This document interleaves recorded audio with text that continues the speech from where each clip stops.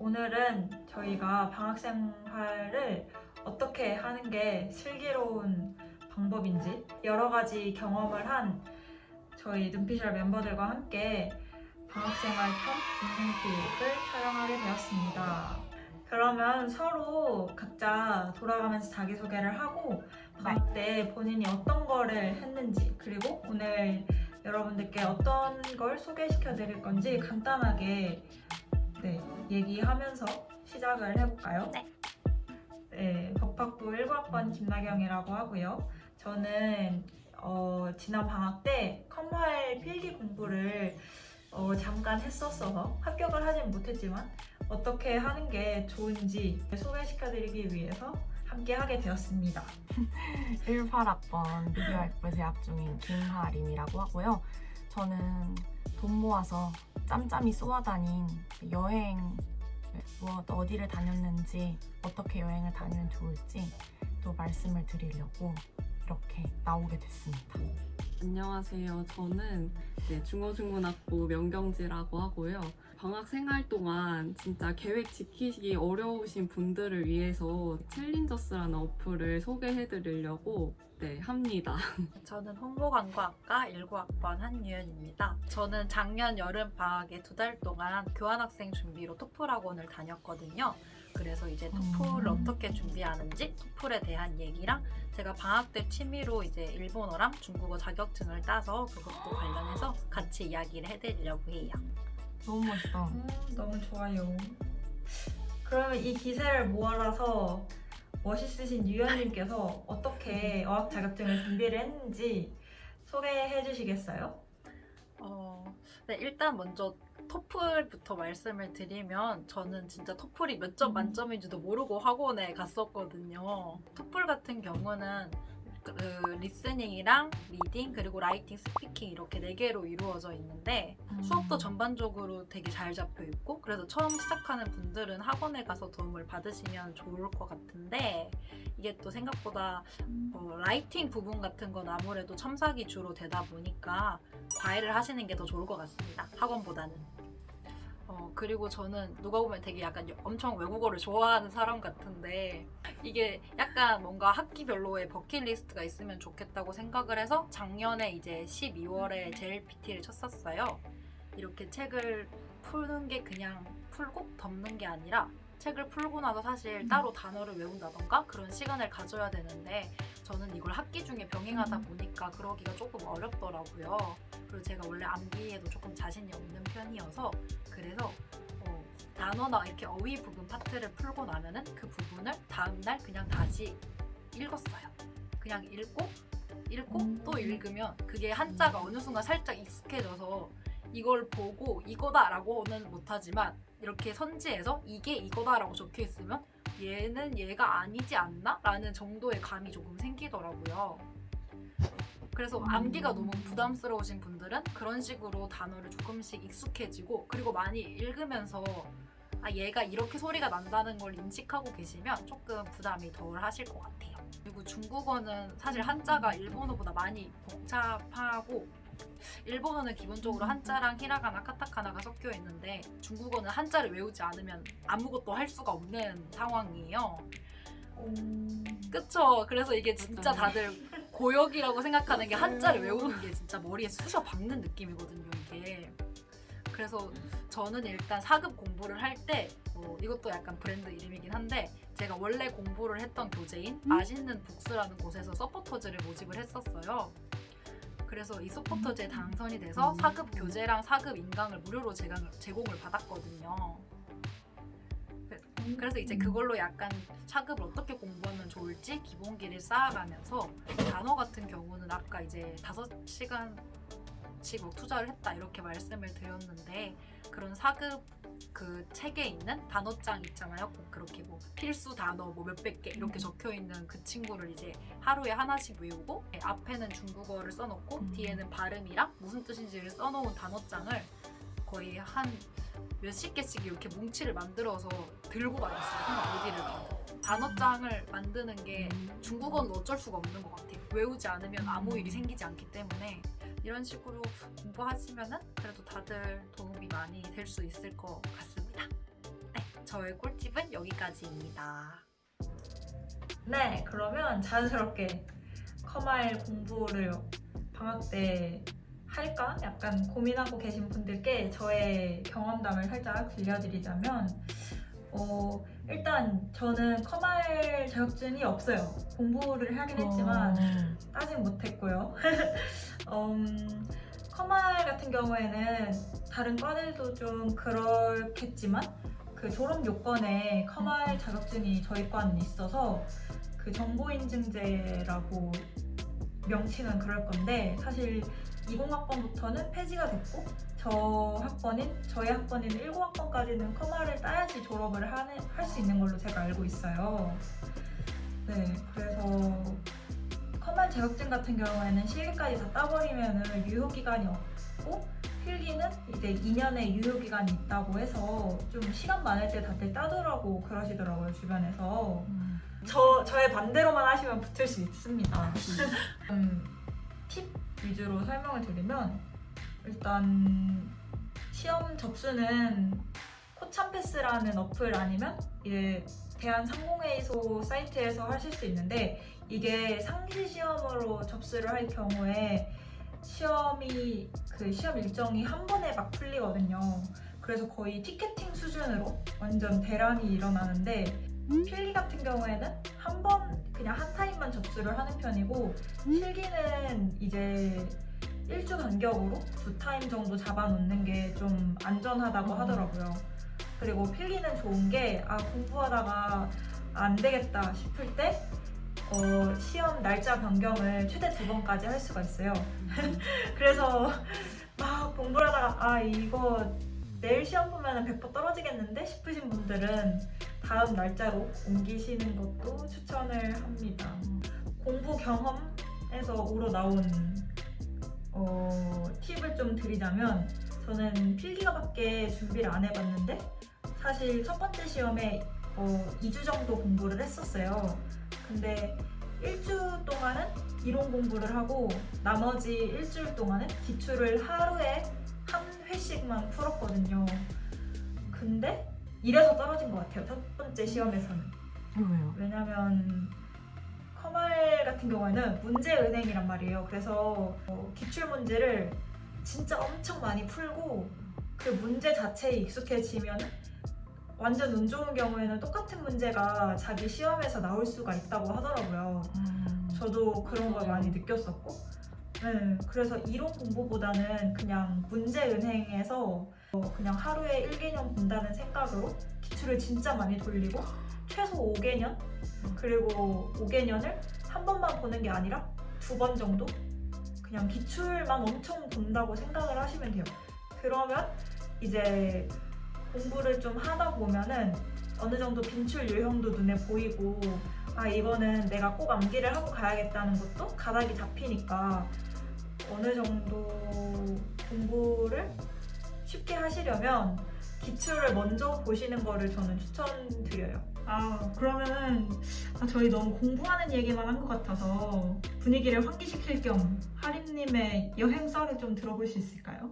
좋습니다. 그러면 제가 이제 여행 관련 얘기를 해드리려고 하는데 아무래도 또 요새 코로나기도 하고 그래서 국내 여행을 중점적으로 말씀을 드리려고 하는데 저 같은 경우는 진짜 1학년 때부터 돈만 모였다 하면 어딜 갔거든요. 일단 동해, 그다음에 뭐 속초, 강원도는 되게 많이 다니시고 그다음에 좀 내려와서 제천, 단양, 그다음에 뭐 경주, 부산, 뭐 하동, 남해, 여수, 전주, 뭐 제주, 뭐 여기서 진짜 많이 다녔어요. 그리고 일단은 친구들이랑 뭐 이렇게 다 같이 해서 가자 해서 가는 여행은 아마 많이 가실 테니까 방학 때는 이제 빈 시간도 많고 그래서 혼자 여행을 하고 싶으신 분들이 되게 많을 것 같아요. 어디 여행지가 제일 좋으셨나요?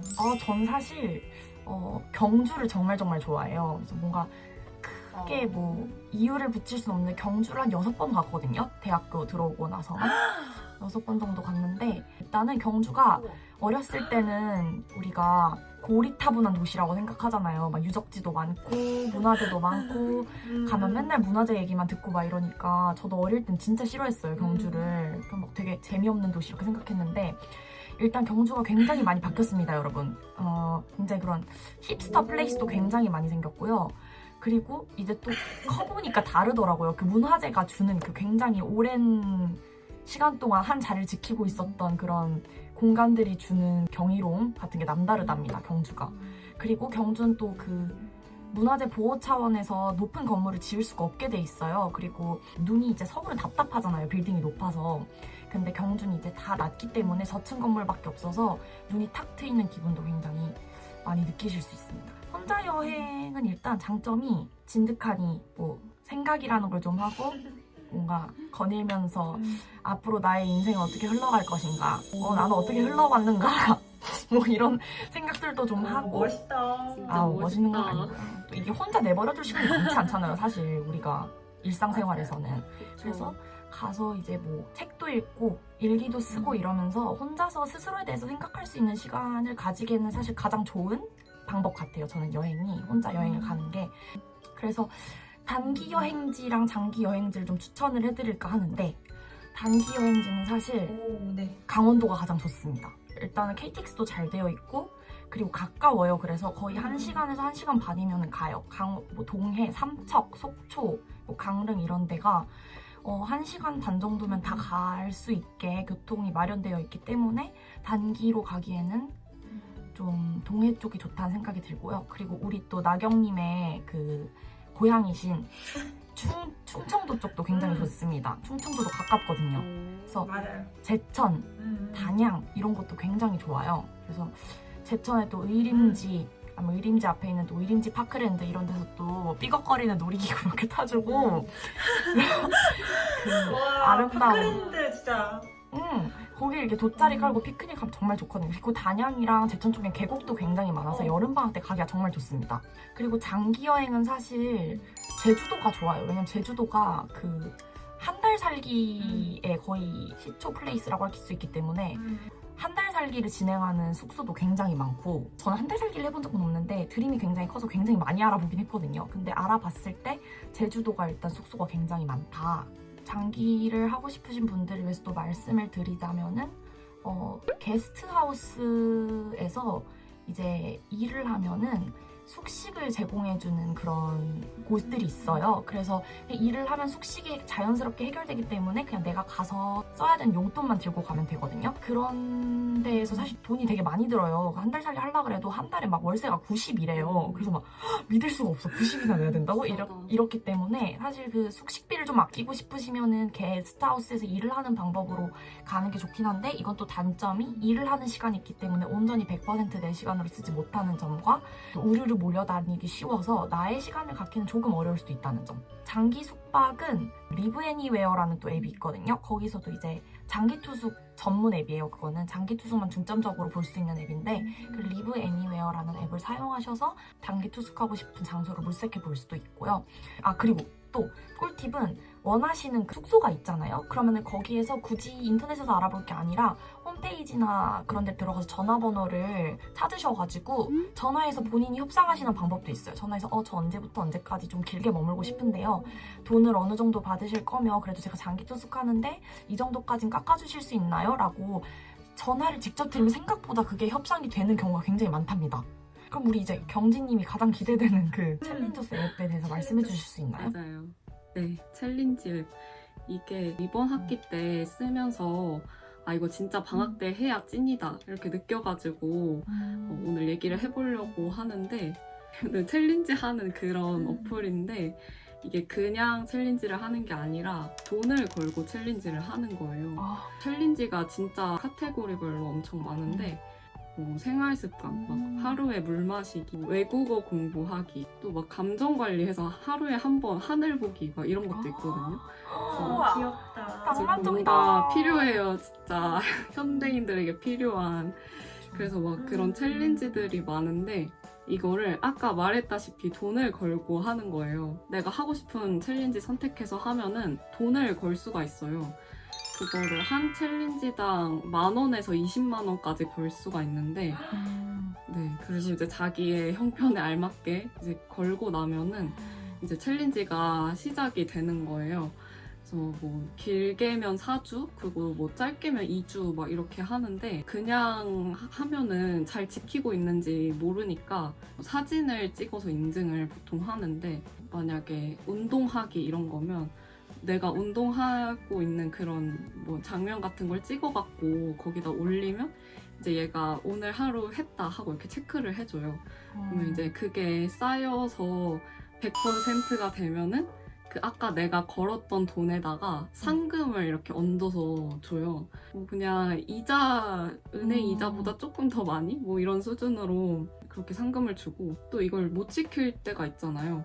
근데 85%까지만 지키면 그래도 내가 걸었던 돈을 다 다시 돌려줘요. 이제 만약에 그 이하로 막 더 못하게 되면은, 만약에 내가 60% 달성했다 하면은 제가 건 돈의 60%만 돌려주는 거예요. 그 40%는 이제 안녕하는 거고. 그쵸. 이런 방법으로 그래서 돈을 번다. 그래서 이제 그거를 이용해서 이제 돈 잃기 아까운 사람들 이제 해라, 뭐 이런 심리를 이용한 그런 건데, 만약에 실패를 하면은 이제 돈을 뺏어가는데 그 상금의 출처가 그 돈이에요. 뺏어간 돈. 그래서 그거를 성공한 사람들끼리 n분의 1 해서 이제 나눠 갖는 거예요. 이게 확실히 저는 진짜 프로 작심삼일러거든요. 하게 되더라고요. 내 피 같은 돈이 아까워서 그쵸? 이게 하게 되더라고요. 혹시 경진님 어떤 챌린지 하셨어요? 저는 일단 중문과다 보니까 중국어, 뭐 회화 필사 이런 것도 해보고, 그 영어 필사 뭐 그런 것도 하고, 제가 또 비루한 글쓰기 실력을 갖고 있어서 사설 필사 이런 것도 있거든요. 그래서 그런 것도 많이 하고. 하셨네요. 참고로 이 어플 유료 광고 아닙니다. 저희 맞아요. 다 저희가 그냥 진짜 이용해요. 좋아서 스스로 추천. 마음에서. 네. 맞아요. 물론 유료 광고가 들어온다면 저희는 정말 감사하게 받겠지만 받고 열심히 소개시켜드리겠지만 저희는 그렇게 된 건 없고요. 네. 네, 그러면 마지막 챌린저스까지 총 4가지 경험을 저희가 들려드렸었는데요. 여러분들께는 어떤 게 도움이 되셨을지 잘 모르겠네요. 저희가 그래도 나름대로 알짜배기만 추려서 말씀을 드렸잖아요. 맞아요. 도움이 되셨으면 좋겠네요. 다들 그래서- 뭐라도 하나 건져가셨으면.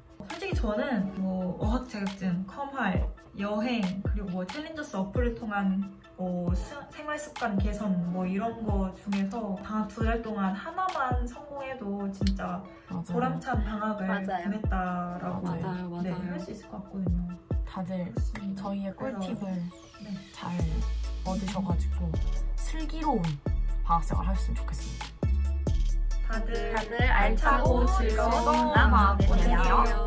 안녕. 안녕. 안녕.